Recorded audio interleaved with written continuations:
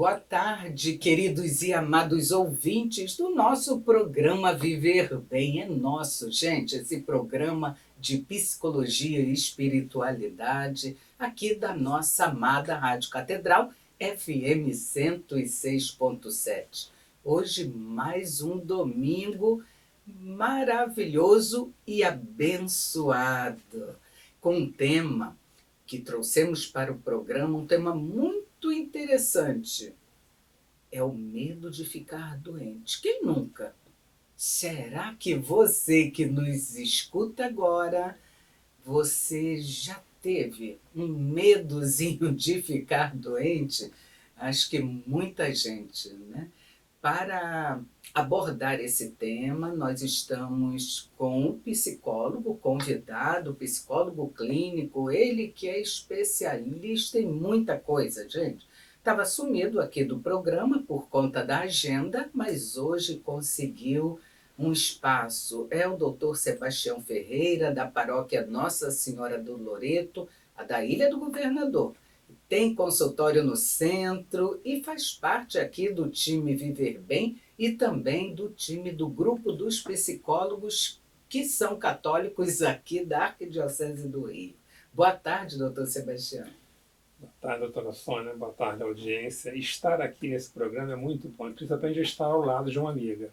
Verdade. O Sebastião eu considero realmente um amigo, um irmão, uma pessoa profissional que eu realmente confio e recomendo, gente. Mas Sebastião, doutor Sebastião, seu CRP e suas especializações, que é importante, que eu sei que você é professor também, sei que você é especialista em terapia de casal, sei que também é especialista em logoterapia. O currículo dele é muito longo. Sebastião, dá uma fala sobre o seu trabalho. Obrigado, doutora Sônia. Bom, meu nome é Sebastião Ferreira, meu CRP é 0538982. Eu sou especialista em terapia de família e casal, terapia, a logoterapia, né, que é a logoterapia análise existencial, do Viktor Frankl. Eu também sou especialista em casos de ideação suicida, com atendimento de pós-venção ao suicídio, né? Mas o meu público mesmo são pessoas que já praticaram atos contra a vida. Então, eu trabalho na pós-venção e na contenção. Esse tema de hoje é uma coisa que está muito premente, né? Eu só falo assim, quem nunca pensou em ficar doente? Bom, algumas pessoas não. Por exemplo, meu pai está com 90 anos. Qual coisa assim? Não estou com nada, não é nada. Então, as pessoas idosas não gostam de falar em doença. Então, qualquer doença e o médico pode ser sinal de preocupação. Mas acontece mesmo, nós atravessamos uma pandemia. Quem é que não ficou aí sufocado com tantas notícias que chegaram? Então, é normal, dependendo do ambiente que nós estamos, do momento que estamos vivenciando, ter essa preocupação com a saúde. Tá? Esse medo de ficar doente ele pode se tornar presente ou não, dependendo do momento em que as pessoas se encontram. Agora, para explorar esse tema, nós temos que falar assim, como nós vamos cuidar da nossa saúde mental para que possamos viver com mais equilíbrio. Um desconforto, uma dor de cabeça, quando ela se torna persistente, por exemplo, eu fico com dor de cabeça até 3 dias. Se passar de 3 dias, eu vou ao médico, tá? Então temos que tomar esse cuidado. Então, agora, não podemos ter uma preocupação excessiva com alguma doença, porque isso vai afetar não só a nossa vida, também com as pessoas que estão ao nosso redor. Então, esse tema de hoje, né, ele é muito importante, porque muitas pessoas, muito mais do que nós imaginamos, têm essa preocupação de ficar doentes. E o medo, doutor Sebastião, medo de ficar doente, como é clinicamente identificado? Nós sabemos, você como um psicólogo clínico e que atende não somente a casais, mas atende, acho que você tem um grupo que atende todas as idades, né? Sim. E até peço para oportunamente, durante o programa, falar desse trabalho que é belíssimo, que é realizado lá na Ilha do Governador, sobre a coordenação do Dr. Sebastião e sua equipe. Esse medo de ficar doente, como é clinicamente identificado? Bom, como o doutor Sônia bem frisou, como é clinicamente identificado. Então, a primeira coisa que nós temos que ver, quando alguém chega para mim lá, eu estou sentindo isso, eu estou com isso, a primeira pergunta é, você já passou no médico? Eu preciso fazer uma avaliação da parte orgânica, porque realmente, se o organismo estiver com alguma deficiência, alguma coisa que precisa ser tratada, ele vai apresentar sintomas no organismo. Agora, geralmente quando alguém fala assim, eu estou com isso, eu me descreva como é que você já acredita que está sentindo, porque eu estou assim, geralmente assim, eu estou com ansiedade, assim, o que é ansiedade? As pessoas não conseguem me distinguir o que é ansiedade. Então, a ansiedade ela tem sintomas específicos. Se ela descrever os sintomas específicos de um quadro clínico, tá, eu vou dizer o seguinte, ó, é possível que você esteja realmente com um quadro que precisa ser tratado. Então, eu encaminho para o médico para confirmar se o que o paciente está me dizendo é verídico ou não. Depois do diagnóstico, da consulta com o médico e do feedback que eu receber, aí sim vamos ter uma visão se aquele caso ele é orgânico ou se ele é para ser tratado psiquicamente. E esse medo exacerbado de ficar doente tem um nome, né? Eu estava, quando a equipe da rádio, a equipe de produção encaminhou esse tema, e os temas, como todos os ouvintes sabem, são a pedidos de nossos ouvintes também, né? Principalmente pacientes, ouvintes do nosso programa.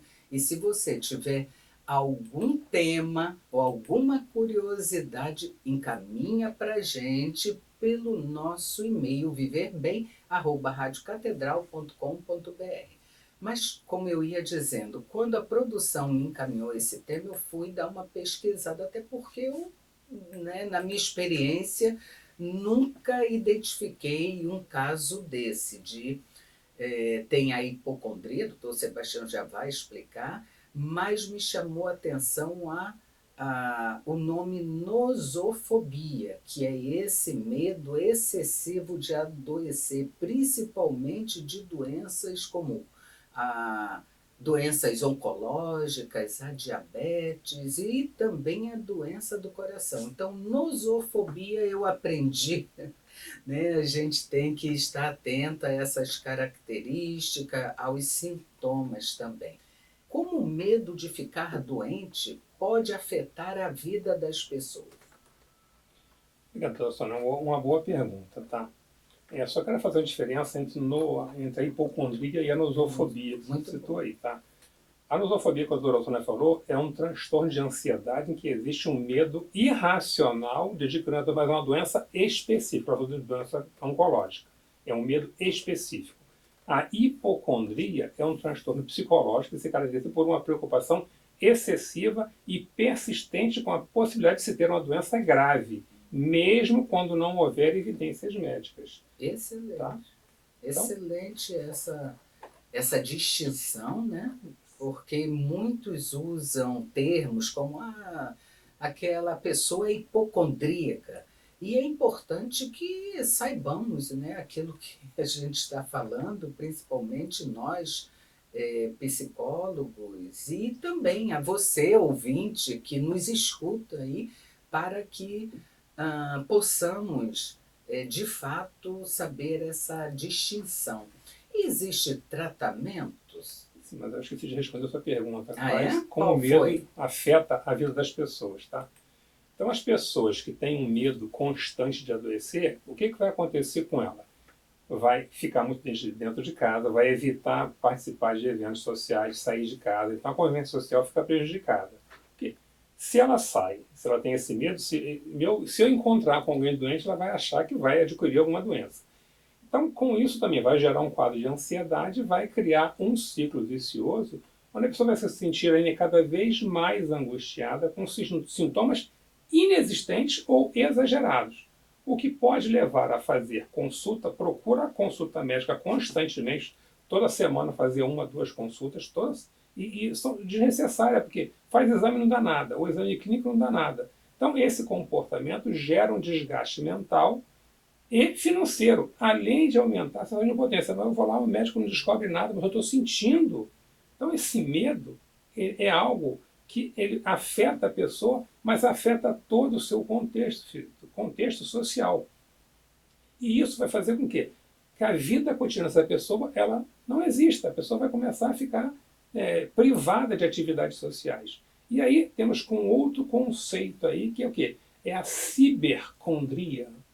É as pessoas que ficam, né, olhando, procurando, principalmente o Dr. Google, né? Então, assim, vão sendo afetadas, tudo que vê lá acredita que está tendo. Então, esse medo dessa cibercondria, do busca exagerada de uma resposta, gera um ciclo de ansiedade que busca por segurança, mas a sensação de segurança é sempre temporária. Qualquer coisa que ela venha a sentir vai causar essa insegurança e vai afetar a pessoa na sua vida social.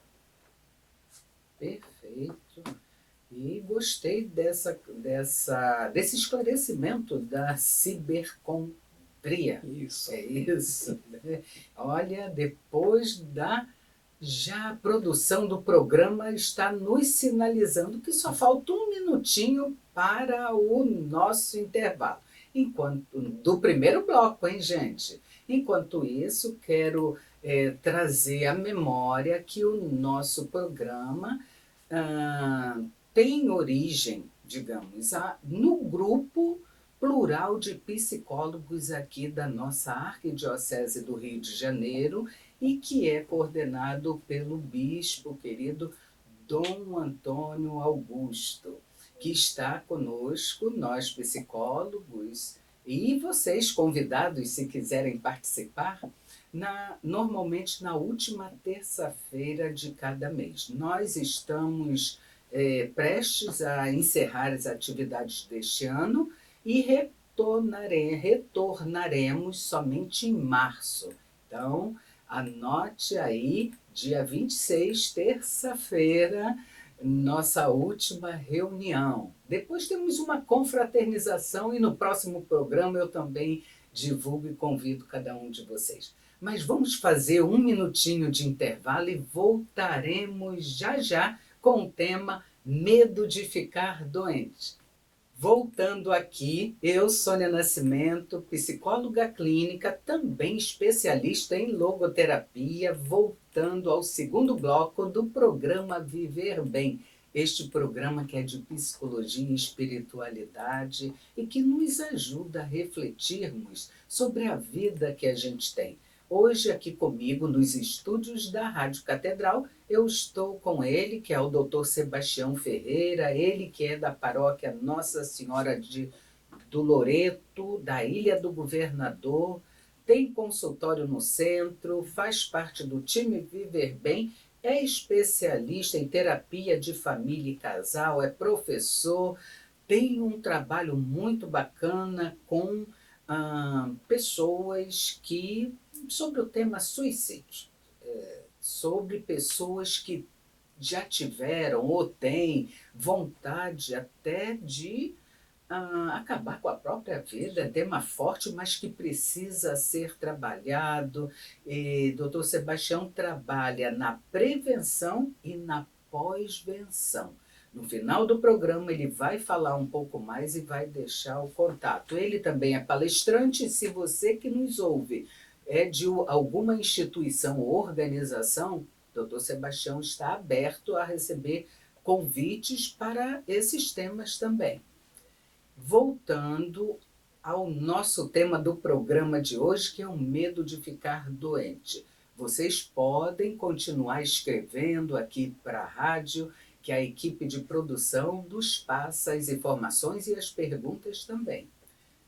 Doutor Sebastião, quais os motivos que geram o medo de ficar doente? É uma boa pergunta, doutora Sônia. Então, vamos lá. Medo, eu vou dizer assim, eu já falei no outro programa que eu vim aqui. Quem é que tem medo de dinossauro? Ninguém. Por quê? Não houve contato de uma pessoa humana com um dinossauro. Então, assim, o medo é uma coisa que vai sendo passado a partir do contato de alguma pessoa humana com uma situação, uma doença. Então, o primeiro que nós temos que falar, já que eu falei de dinossauro, assim, são experiências passadas e quadros genéticos na família.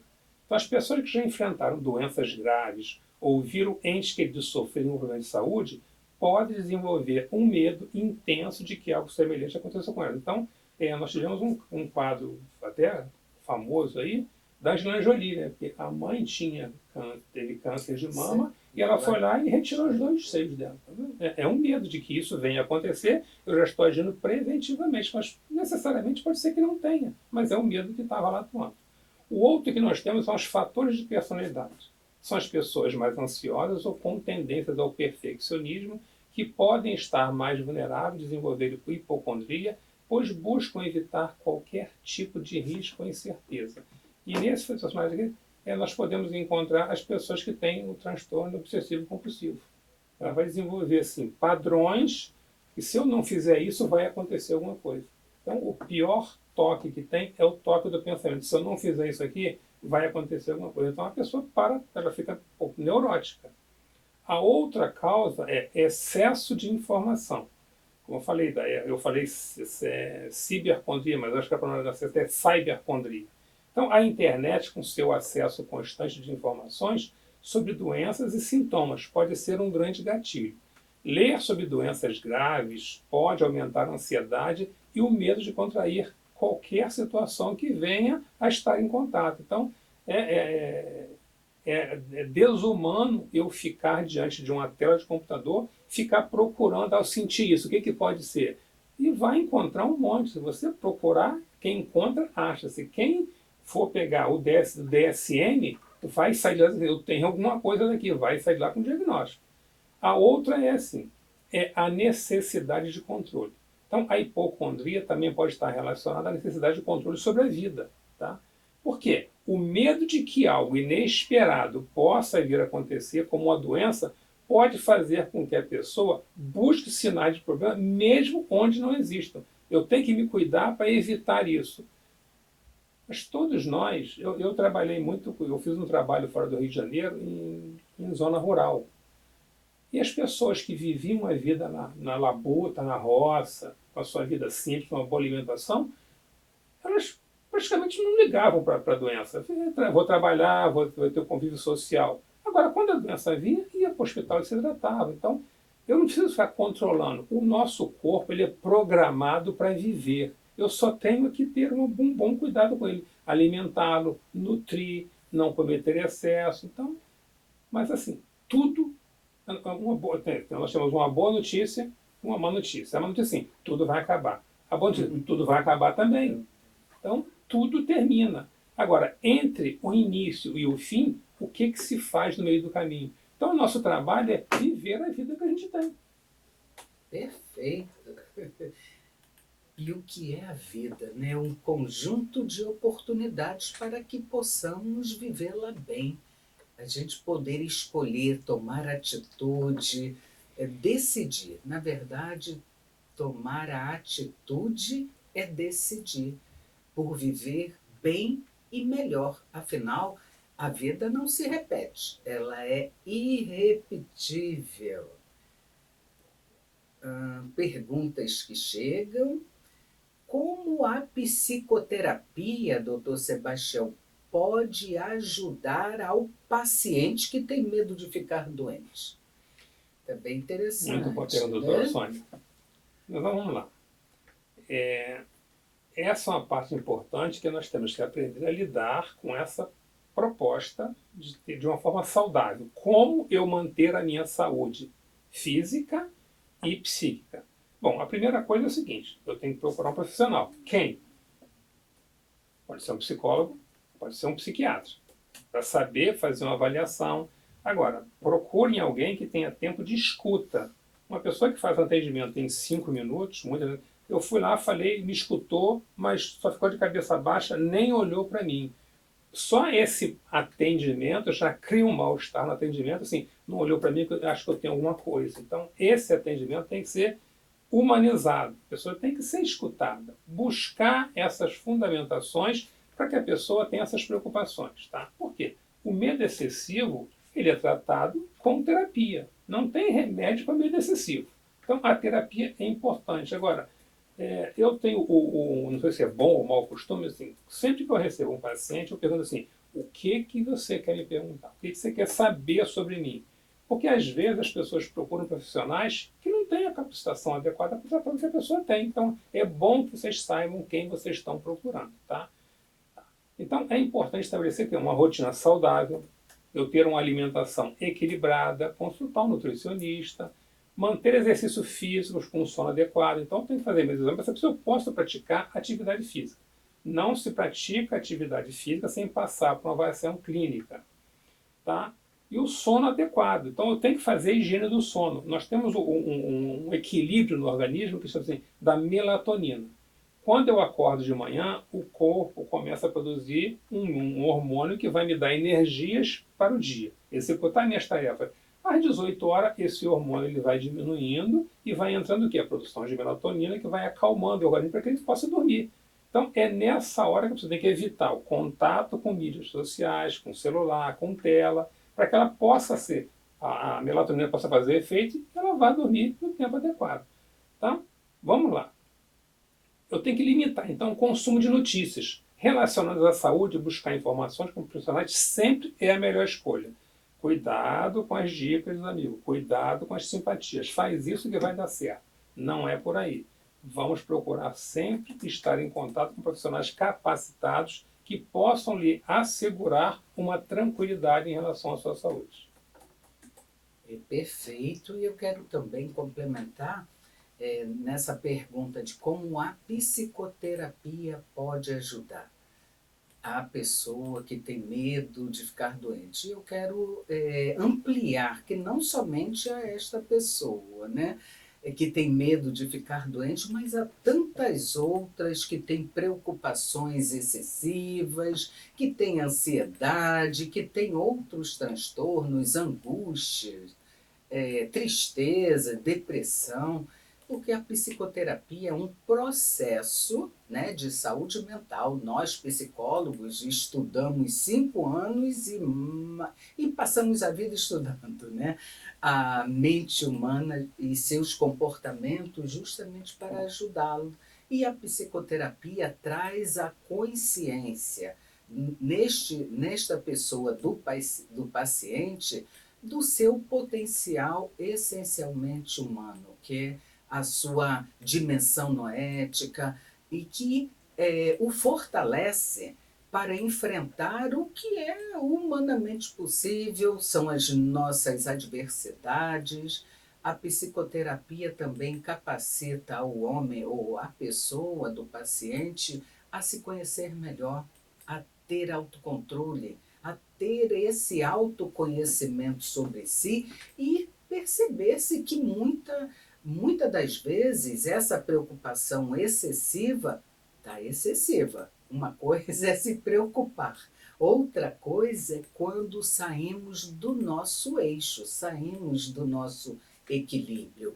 Então, a psicoterapia é recomendável antes de se buscar tomar medicações, psicofármacos, como infelizmente muitas pessoas o fazem, né?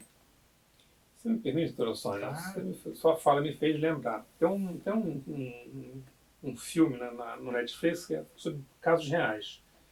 Eu não vou lembrar o nome não, mas o nome é Os Sobreviventes, tá? São casos de 12 crianças de um time de futebol e um treinador. Tá? As pessoas ignoraram os sinais da natureza que ia cair um dilúvio, então eles entraram numa caverna e ficaram presos lá por um período de dias, não sei se foi 12 ou 13 dias, sem alimentação.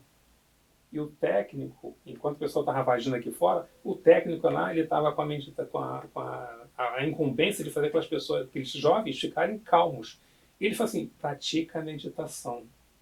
E o interessante é que eles assim, não tinham comida, eles pegavam um barro e falavam assim, eu estou comendo um hambúrguer, eu estou comendo um pedaço de carne. Eles se alimentavam com a imaginação. Eles praticavam assim, o autodistanciamento e a autotranscendência, que a logoterapia fala muito. Sim. Então, o que a doutora Sônia falou é o seguinte, mantenha-se calmo, respira, pratica meditação, evita excesso de pensamentos negativos e manter a mente ocupada. Isso vai ajudar bastante. Sim. Sintomas, essa é uma pergunta que acabou de chegar. Mas a produção diz que só falta 1 minuto. Mas já vou deixar a pergunta no ar. Quais os sintomas de uma pessoa nosofóbica?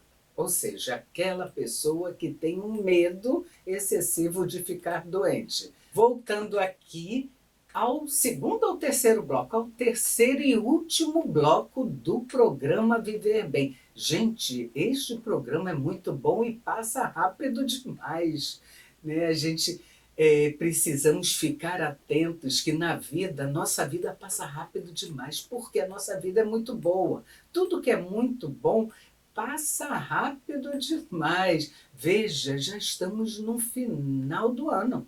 As lojas já têm panetone, já tem árvore de Natal. Mas voltando à pergunta do tema medo de ficar doente. A pergunta que ficou ao doutor Sebastião é: quais os sintomas da pessoa nosofóbica? Bom, como falou que a nosofobia é um medo irracional. Então, se é irracional, a consciência não está presente. Normalmente, esse quadro ele vai se manifestar com a pessoa sozinha, porque ao lado de alguém diz, não, mas calma, não é assim, vamos lá. Não. Se perto de alguém, vai ter alguém que vai colocar um limite. Quando a pessoa está sozinha, a primeira coisa que ela tem que fazer, ela não reconhece que é medo. Então, o primeiro passo é reconhecer que o medo de ficar doente, ele existe sim, para qualquer pessoa, não só para ela. Mas como é um medo específico, uma fobia específica de alguma coisa, aí vamos ver as experiências passadas e a genética que nós falamos lá atrás. Se há um dado lá, como foi citando o caso da Angelina Jolie, há um dado lá atrás que me faz ter essa preocupação. É um dado? É, mas não quer dizer que vai acontecer. Todas as pessoas são únicas e irrepetíveis, conforme prega o que estou falando de logoterapia. E não é porque acontece com um. Por exemplo, nós temos famílias que têm 2, 3, 4, 5 irmãos e um é acometido de uma doença, mas os outros não. Então, por exemplo, eu tenho que olhar para mim. Um sinal específico de que eu estou alguma coisa é o seguinte: a pessoa se conhece. A pessoa que entende assim, acordei, estou me sentindo mal, o que está acontecendo? Se eu não tiver uma explicação plausível, eu não devo me desesperar. Eu tenho que sentir, não é uma dor intensa, não tem nenhuma fratura exposta, eu tenho que me conhecer. Primeiro, se eu estou sentindo alguma coisa, o que é isso? É reconhecer se isso é uma coisa consciente ou não. Às vezes um mal-estar durante a noite é como uma pessoa dorme de mau jeito e acorda, por exemplo. Outro dia eu acordei com o meu pescoço doendo. Eu fui ver o quê? Eu tinha dormido com o braço doendo no pescoço. Então tem que saber o seguinte: o que aconteceu para estar me causando um sintoma no corpo? Essa é a primeira questão. Por quê? Se tudo que eu sinto tiver uma causa que seja uma doença, nós não vamos ter vida. Então eu tenho que pesquisar o seguinte: eu tenho que estabelecer limite para pesquisar sintomas. Qual é o tempo que eu estou gastando com sintoma? Qual o tempo eu estou levando pesquisando informações? Eu vou ao médico, tomo remédio e não passa. Mas peraí, se o remédio vai fazer efeito se realmente tiver alguma coisa no organismo. Tomar remédio, tomo remédio, não faz, não está acontecendo. É porque talvez eu não tenha nada orgânico, mas sim psíquico.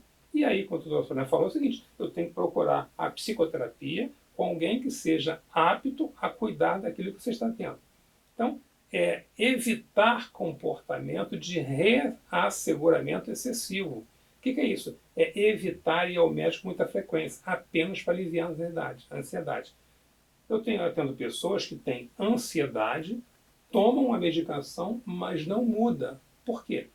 Isso está ligado ao medo excessivo de não ser suficiente, é uma grande insegurança. As pessoas que são inseguras, elas têm esse medo de estar com muitas doenças.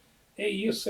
Por exemplo, chega uma pessoa lá com dores generalizadas no corpo. Conversando durante o atendimento, eu falei assim: olha só, você não sente dor, você sente raiva.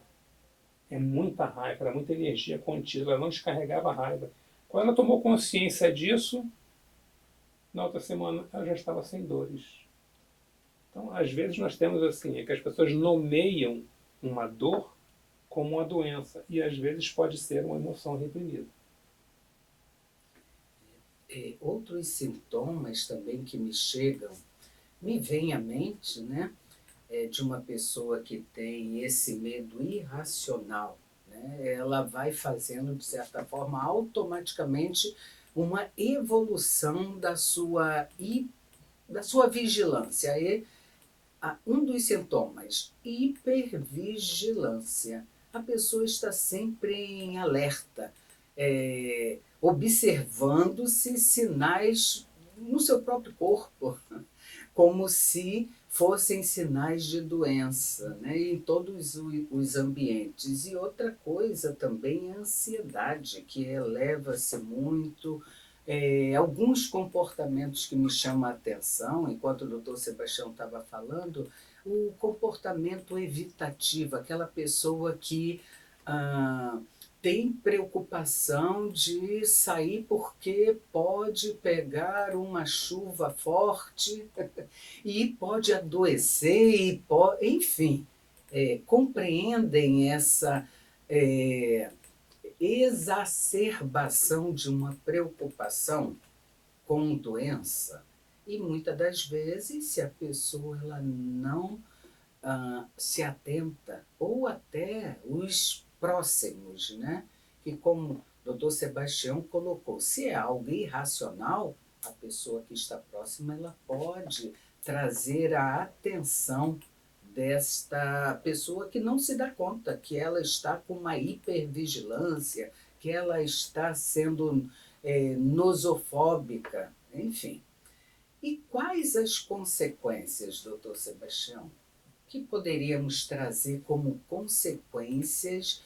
Penso até que pode afetar a própria qualidade de vida, desempenho no trabalho. O doutor tem algum caso que possa dar como exemplo? Olha, tem um filme que é do Jack Nicholson, Melhor Impossível. Ele tem um transtorno obsessivo compulsivo. Sim. Então, assim, ele tinha o procedimento, a rotina fóbica dele. O que aconteceu com essa pessoa? Quando ele se encontrou com alguém em que ele passou a olhar para fora, mudou o quadro.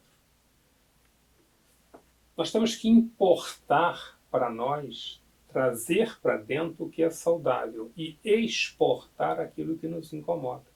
Como o doutor falou, o outro, ele pode nos dar um sinal. O médico pode dar um sinal. Uma pessoa próxima pode dar um sinal de que é inadequado o pensamento intrusivo. O psicoterapeuta. Agora, a principal situação que nós temos que fazer é o seguinte: eu não ficar me sentindo angustiado com qualquer dificuldade. Nessas situações, se eu não estou conseguindo lidar com alguma coisa, eu tenho que cuidar de mim. Se eu não consigo, auxiliar, tem que ter um auxiliar que vai me fazer uma ajuda fundamental para trazer, para que possa viver com qualidade e bem-estar. O medo excessivo, como falou, a pessoa se isola. E isso foi exacerbado com essa pandemia que nós tivemos. As pessoas deixaram de ter convívio social e passaram a ficar muito isoladas. Isso proliferou muitos sintomas, porque as pessoas não estão acostumadas a ficar com elas mesmas. E com a terapia é possível, quando eu estou falando assim, a pessoa se conhecer, se encontrar, aprender a ser no mundo. E o Viktor Frankl tem uma frase muito interessante de logoterapia, que diz assim: se nós não cobrarmos da pessoa quem ela pode vir a ser, vamos torná-la pior do que ela já é. Então nós temos aqui ter esse olhar, quem está ao externo de alguém que tem um medo excessivo, é esse olhar para a saúde, é trazer aquela pessoa a consciência da realidade que ela está vivenciando. Viktor Frankl, nos campos de concentração, ele tinha consciência de quem era ele e do que estava acontecendo. E é esse olhar para a realidade é que vai fazer com que eu me mantenha saudável. Perfeito. E será que esse medo de adoecer compromete o desempenho no trabalho? Muito. Hoje, se você for fazer uma pesquisa, lá no grupo que você falou que eu tenho de pessoas com ideação suicida, a maior parte delas ou está desempregada ou afastada do mercado de trabalho. E constantemente temos que fazer documento, laudo, para que vá se renovar esse benefício de auxílio-doença. Então, isso, para o mercado de trabalho, afeta muito. Mas não só o mercado de trabalho, porque quando a pessoa fica encostado no INSS, diminui a qualidade de vida dela, porque diminui o recurso financeiro e também assim, eu não posso ter uma vida plena. Por quê? Se eu introjetei um quadro clínico, e eu não consigo sair dele, até quando isso vai durar? É comum lá as pessoas, é o seguinte, não, eu quero me aposentar, eu quero me aposentar, mas você consegue. Se você ficar só pensando que você não consegue, não vai dar certo. Tá, olha só, você talvez não consiga dar sequência na sua atividade laboral que você tenha, mas e não pode aprender uma outra? Então nós temos que dizer assim, uma recolocação, uma, uma visão, né? Como o Victor falando assim, vamos trocar os óculos, vamos olhar para a vida de uma forma diferente. Então o mercado de trabalho hoje está muito afetado para as pessoas que têm esse quadro de medo de ficar doente. É fato, né? Esse que compromete, sem sombra de dúvida, o desempenho no trabalho e acredito que compromete também sua vida social. Não, imagine uma pessoa que tem a sua vida fora de casa e por acaso falta a pessoa que presta serviço doméstico. Sim. O dia acabou. Então, o dia dessa pessoa foi afetada e foi afetar a vida de terceiros também.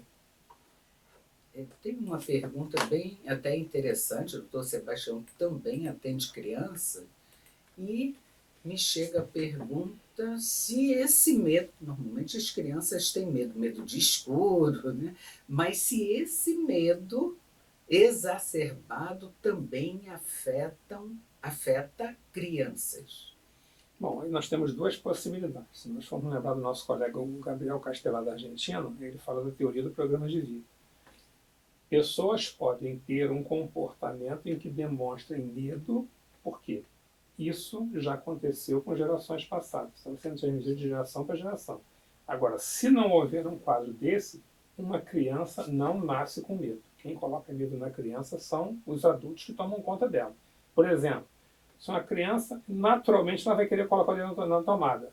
Se o comportamento da pessoa for assim, totalmente fora do controle, aquilo vai causar um choque, um trauma na criança. Ela vai ficar com medo de botar o dedo na tomada futuramente. Por quê? Foi criado esse trauma na criança.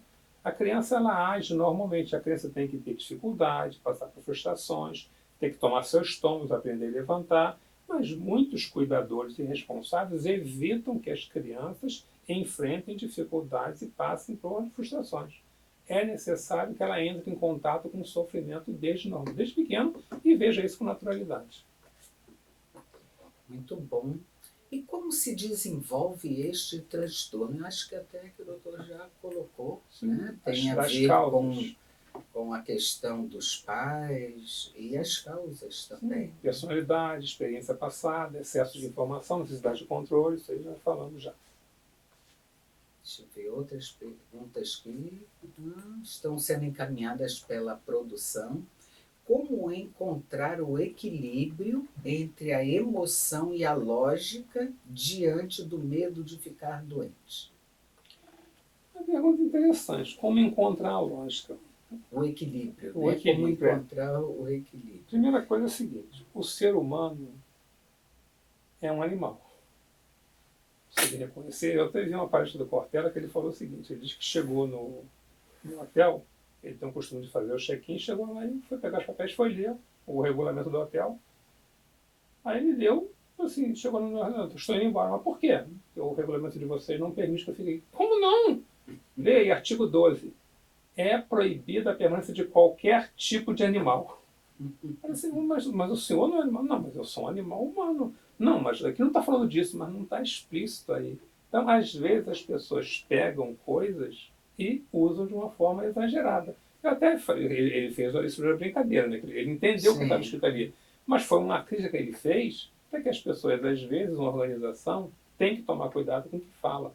E, principalmente, a pessoa tem que ser. O equilíbrio está aí. Onde é que está o racional e onde é que está o irracional? Se a pessoa não consegue ter essa volta para a realidade, aí eu vou buscar um filme que é diferente disso aqui. Mas assim, como se fosse a primeira vez. É aquela menina que esquece todo dia de noite. Então, assim, ela tem um quadro clínico, mas na verdade não é uma doença orgânica, é uma doença da mente, que ela esquece tudo. Tá? Mas o quadro, o organismo dela está saudável. Tanto é que no final do filme ela gera um filho, uma filha. Tá? Então nós temos que saber o seguinte, qual é o equilíbrio? Se eu tiver um mecanismo que me mostre qual é o meu norte, eu vou saber caminhar na minha vida. Então o equilíbrio vem. É eu saber o seguinte, quem eu sou, o que eu tenho, o que pode acontecer e o que eu devo fazer. Então nós temos que estabelecer limites para que nós possamos olhar para os sintomas que acontecem na nossa vida sem que eu possa me colocar numa posição de doente. Todos nós temos a saúde que precisamos. Logicamente, assim como qualquer equipamento em casa, um edifício, um carro, vai apresentar algumas avarias durante o tempo. O organismo também. Agora, eu tenho que reconhecer o seguinte: eu estou atuando preventivamente para assegurar a minha saúde? Essa é a função principal de se manter o equilíbrio na vida. Certo. Uma das perguntas aqui sim. Tem um contexto, mas que não cabe, e pergunta em qual idade uma criança pode ser encaminhada para um processo psicológico, de psicoterapia. Bom, eu recebo criança até de 3 anos lá pedindo terapia. Eu falei, mas qual o problema da criança? Não, ela não fica quieta. Assim, mas isso é sinal de saúde. Isso é sinal de saúde. Parece que o incômodo está em quem está ao lado. Por exemplo, eu já atendi, vão ficar assustados porque eu vou falar assim, uma criança que foi abandonada pelo pai e pela mãe, 6 anos de idade, ela queria se matar, mas antes queria matar os avós que cuidavam dela. Então aí há um sinal de que alguma coisa precisa ser tratada. Não é uma situação normal. Agora, a pessoa desenvolver normalmente. Uma outra visita que eu fiz numa escola, uma professora me chamou, vem ver que criança burra que eu tenho na minha sala. E gritava aquilo toda hora. Mas o que está acontecendo? Ah, porque eu pedi para todo mundo desenhar, pintar o elefante de cinza, ela está pintando de azul. Assim, ainda bem que ela está pintando de azul, né? Está mostrando, tá mostrando o seguinte, que é a qualidade de vida dela, é a identidade dela. Nós temos que valorizar a criatividade, não querer colocar todo mundo dentro do mesmo bojo. Porque as pessoas são únicas e irrepetíveis. Nós temos que valorizar o seguinte, quem é você? Você tem que aprender quem é você. Agora, não queira colocar quem você é em quem você cuida. Então nós temos aí uma coisa assim, a síndrome de Munchausen, que é o que é isso? É que hoje a genitora ou genitor, para ter vida, o filho tem que ter uma doença. Então pode até causar doenças realmente com algum outro, com alguma coisa, um instrumento, com a medicação, porque se a criança não tiver doente, ela não tem vida. Então temos que observar isso também, porque criança, ela só vai assim. A criança só vai adquirir o juízo, né, a consciência a partir dos 7 anos, entre o certo e errado, normalmente a partir dos 7 anos. Então, assim, é por isso que eu digo, você tem que passar por dificuldade, por frustrações e observar como a criança aprende a fazer as escolhas na vida. Se eu perceber que alguma coisa não está indo para o lado correto, eu tenho que dizer, olha só, vamos olhar aqui as possibilidades. Por que essa? Por que não essa? Por que essa? Por que essa? É fazer, assim, uma reflexão, fazer com que ela aprenda a discernir o que é bom para ela ou o que não é bom. Então, uma criança, normalmente, vai para a terapia a pedido dos pais, mas necessariamente ela não tem nada a ser tratado. Por isso que eu trabalho muito com terapia de família. Porque uma criança ela vai dizer o seguinte, a minha família está com problema. Então, confirma-se quando a psicologia nos esclarece que a criança é sintoma da convivência com os pais, né? Perfeito.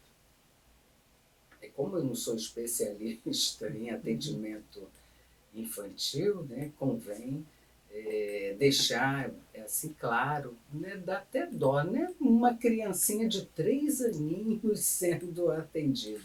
E como se dá esse atendimento? É com o pai e a mãe juntos? É com autoridade? É com brinquedos? Como? Porque a criança não verbaliza como um adulto. O que eu faço, eu só atendo criança com pais responsáveis. Por quê? É a criança que vai me dizer o que não está funcionando na família. Por exemplo, atendi um pai, agora estou com pais separados. As regras são diferentes, então age de uma forma aqui e uma forma lá. É diferente, então assim, tem que ter os responsáveis junto para que a gente possa fazer um trabalho adequado e com qualidade. Compreensível. E quando identificado num paciente adulto, doutor Sebastião, seja a hipocondria, seja a nosofobia, qual é o encaminhamento? É somente a psicoterapia ou também cabe a nós, profissionais psicólogos, fazer o devido encaminhamento para um médico psiquiatra ou neurologista? Como se dá? Olha, nós temos que fazer uma diferenciação seguinte: se o sofrimento da pessoa ele é existencial, a psicoterapia pode dar conta.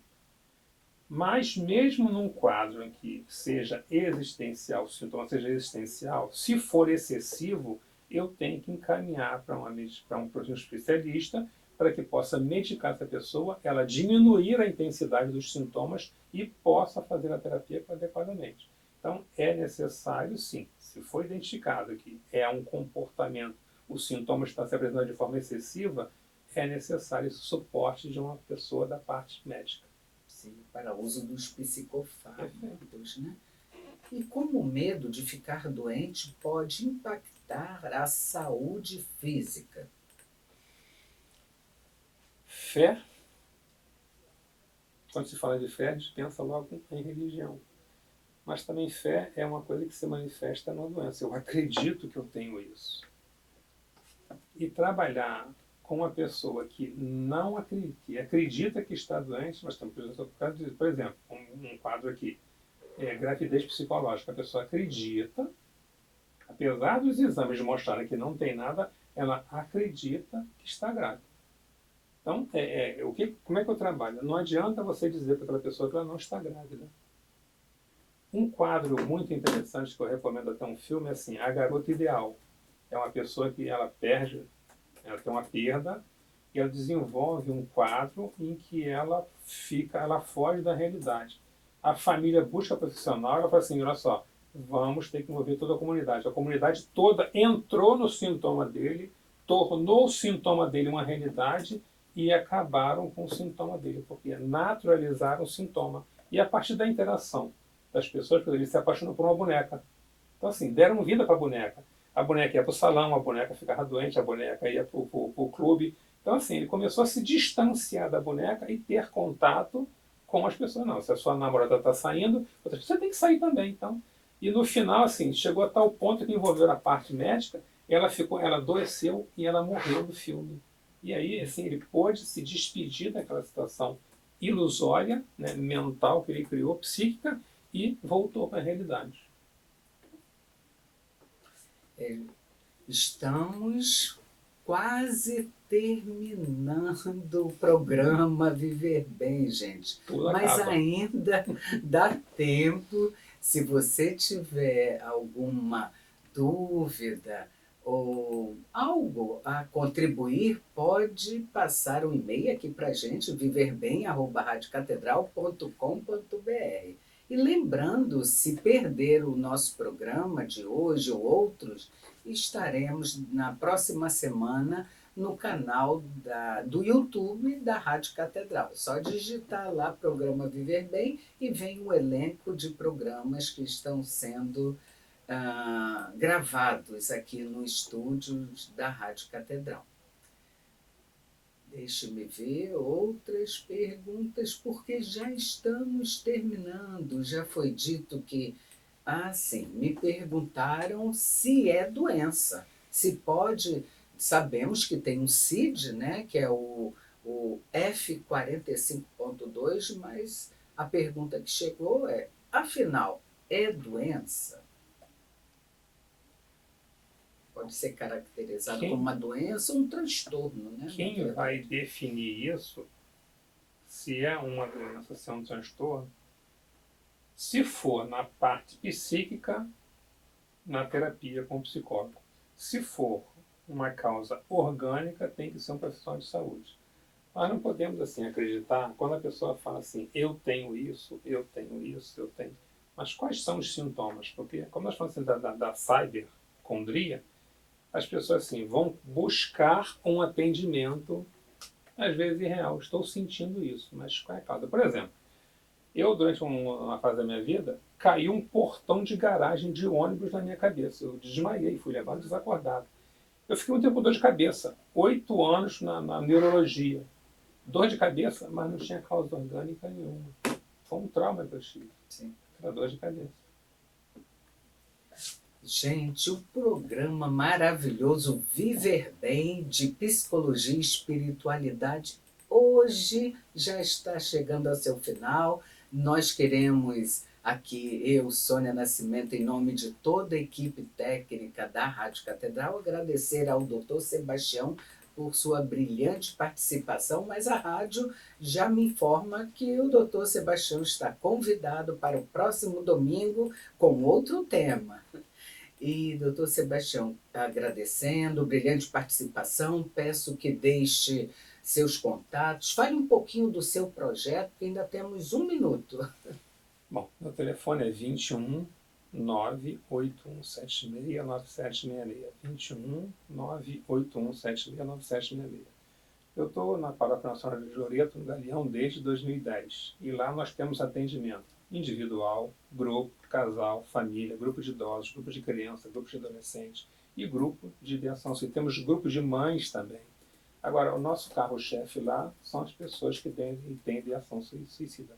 Esse grupo, nos moldes de um trabalho de Viktor Frankl, ele já está funcionando há 10 anos, desde 2014, sem que tenha ocorrido nenhum óbito de pessoas que fazem parte desse grupo. Então, se tiver alguém precisando de ajuda, nós temos um trabalho lá, e esse trabalho ele é feito por voluntários, ele é gratuito. Às vezes as pessoas que têm possibilidade contribuem com a ajuda da paróquia, mas esse trabalho ele não é pago, é um trabalho voluntário. Então, eu queria aqui agradecer, né, ao convite da Rádio Catedral, da doutora Sônia, que é uma grande amiga, e sempre que precisar, pode contar comigo, eu venho estar aqui para contribuir. E ela falou de um CID, né? Nós não falamos qual é. Fica como dever de casa para vocês pesquisar qual é o CID. É verdade. E já deu seu Instagram, o doutor Sebastião é professor, é palestrante também, então anote aí, se perdeu a chance de anotar, entre em contato aqui com viverbem@radiocatedral.com.br para passar. Eu também quero divulgar algo muito interessante. Gente, no domingo, dia 8 de dezembro, nós teremos uma oportunidade incrível. A você que tem criança, a você que tem adolescente, que é estudante de psicologia, ou que não, ou que é enfermeiro, nutricionista, ou seja, que tem interesse em conhecer sobre como se dá uma psicoterapia clínica com crianças, adolescentes e jovens, é uma oportunidade imperdível, porque estaremos aqui no Brasil, na verdade, na cidade do Rio de Janeiro, com a doutora Clara Martinez, ela que reside em Bogotá, na Colômbia, estará nosso convite aqui no Rio de Janeiro, com um mini curso que será domingo de 8 às 13. Informações e inscrições pode ser diretamente comigo no meu WhatsApp, Sônia Nascimento, é o 21 982935721, ou também através da Clínica Viktor Frankl, que é o WhatsApp 21 99506 6463. Não percam essa oportunidade, é somente um dia, aliás, meio-dia. E eu quero me despedir agradecendo a audiência de todos vocês ao nosso programa e dizer que todos nós devemos ter coragem de viver uma vida com mais sentido. E, gente, lembrarmos, a coragem não é ausência de medo, é ir com medo e tudo. Um abençoado domingo a todos e até o próximo programa.